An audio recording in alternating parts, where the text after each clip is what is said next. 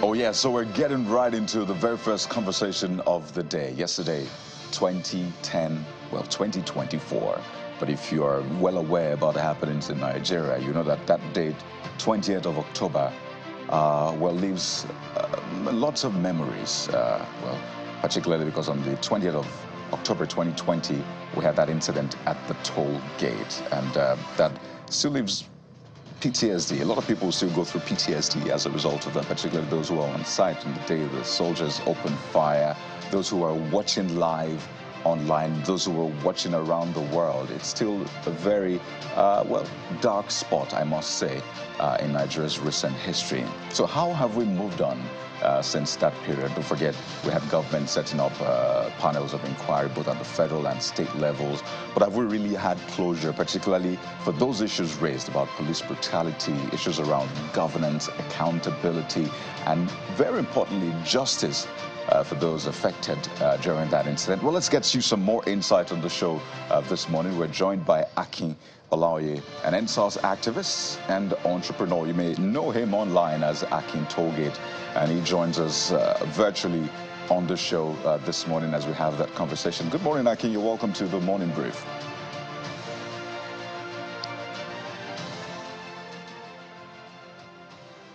Akin, if you can hear me, welcome to the Morning Brief. I just want you to walk us through, I mean, how you remember that day and how you are commemorating it. I know there's been a lot of talk around, I mean, getting closure, particularly from the recommendations of the panel. But for you, where you sit right now, how are you internalizing, or how have you been internalizing 4 years after that sad incident?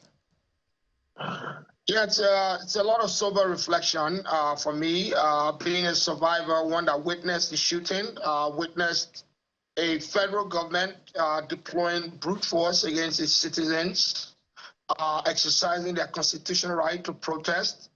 Yes, you can argue whether, it was lawful or perhaps they had issued some type of curfew, but I think at the end of the day, no government to use taxpayer funding to kill innocent youths in broad daylight on Nigerians. So again, where we know the military is not equipped to interface with the civilian population. If I look back 4 years from now, what happened that day was an event that we ought not to even anticipate ever again in the future of Nigeria, as we think about how we see our nascent democracy becoming something more mature. A lot of young people gathered on the 20th of October, like every other day for the past 10 days, hoping that, again, part of the 5 for 5 demands for the EndSARS, which we hope would improve police-civilian relationship, introducing better pay for police officers, equipping the police force to be more psychologically prepared to interface with the young population, talking about better pay. How do you, again, prosecute, treat officers indicted for wrongdoing, and just seeing that we have a 21st century police force that's not targeted at basically intimidating, extorting, and killing the youth of this country. And I think for the 20th of October, for many people that gathered that day, they were hoping to have another day, like many days you had seen, where protests were peaceful, people gathering in solidarity, and really just making sure that we had a government that listened to the people. And then for youths of this country to be faced with bullets, live ammunition, I think was a very sour tale. Young people losing limbs, taking bullets to the chest. Basically, again, I myself witnessing carnage in terms of violence was just not something I anticipated. Days and weeks after the protest, you had a government that flatly denied any type of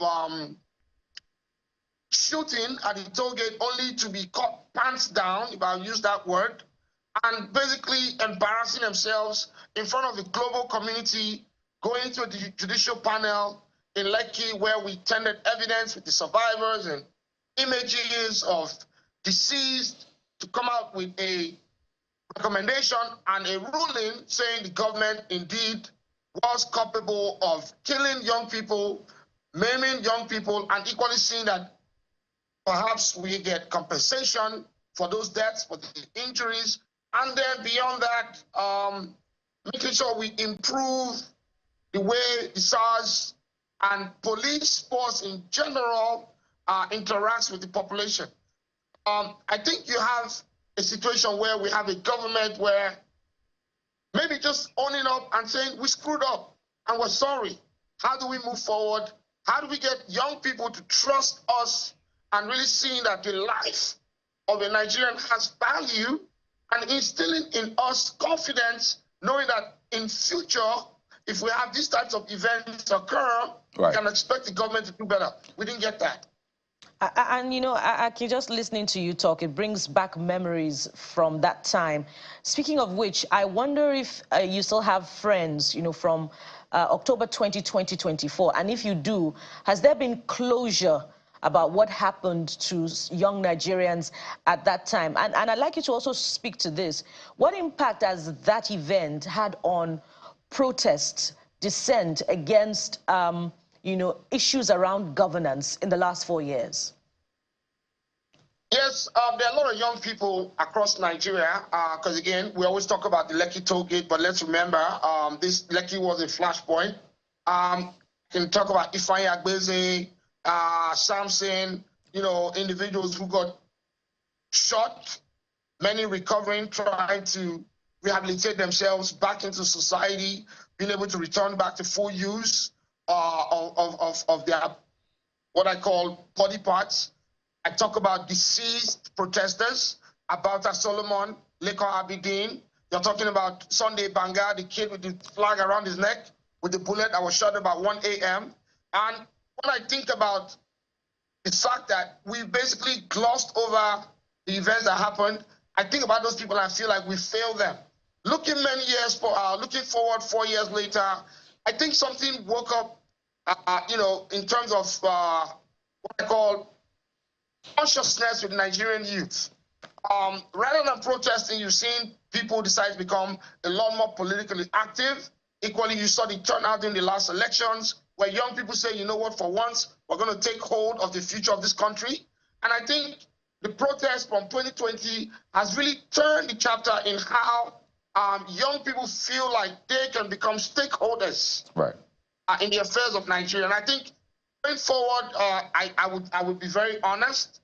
There's a bit of an improved approach between the police force and the protest community, but it can be better because, again, from yesterday and previous months and years events, you can see that there's still this aggressiveness the police force operates with. However, they've been a bit more tamed in their approach. So I think the protests have basically brought about an era in which the police is basically understanding that they are here to work for the people. They are here to ensure that during protests, civilians protesting civilly, constitutionally, are afforded the opportunity to protest in a safe environment. It can be better, but I think we still have leaps and bounds ahead of us. I know recently there was a lot of controversy around, you know, monies said to have been tried to use to settle this person, and there was a lot of back and forth on social media. You also gave you a bit of account on that. And it goes to my question, which Bukola also raised, about closure. I know you had to put out a part of a tweet where you requested that the judicial panel recommendations be reviewed, and we close this chapter in a positive approach to preserve the memory of those who were failed, as you described it. So speak to us about what is still left undone from the recommendations of a panel, and that bit about, you know, government offering money instead of the recommendations, and that has caused a lot of back and forth. Someone say, well, I carried money and delivered to people against the picture or the image that the EndSARS, those who fought for EndSARS, people like you, put out there that we're not involved with money. So speak to the recommendations and then the money bit. So for Lagos, to be very specific, there were consultations.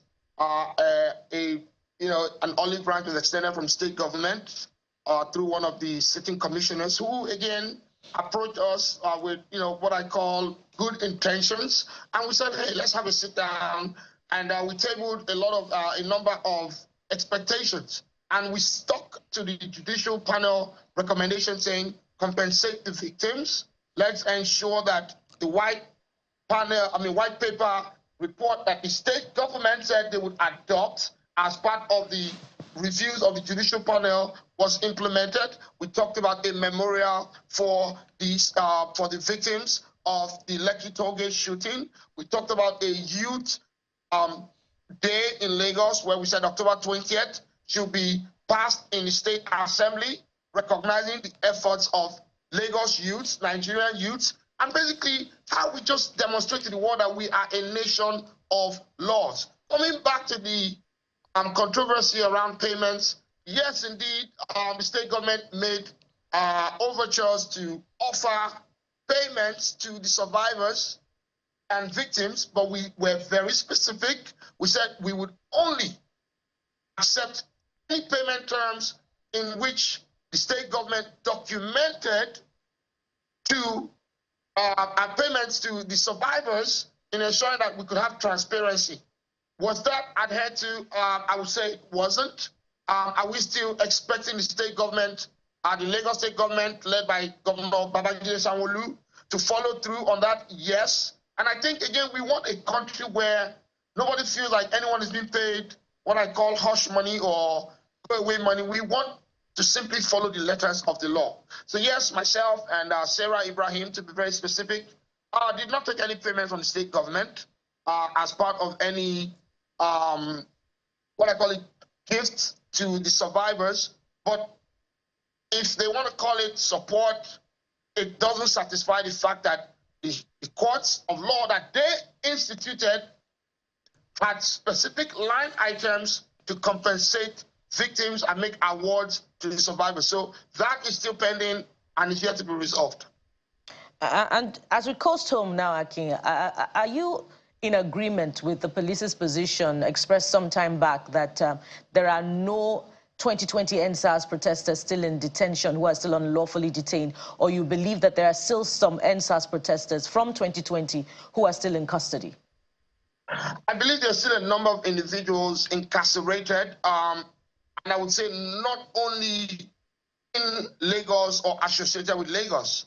If you follow Omoyele Sowore and a couple other activists who've been very, very proactive in making sure they bring light to the plight of a lot of young people, I think we can do better.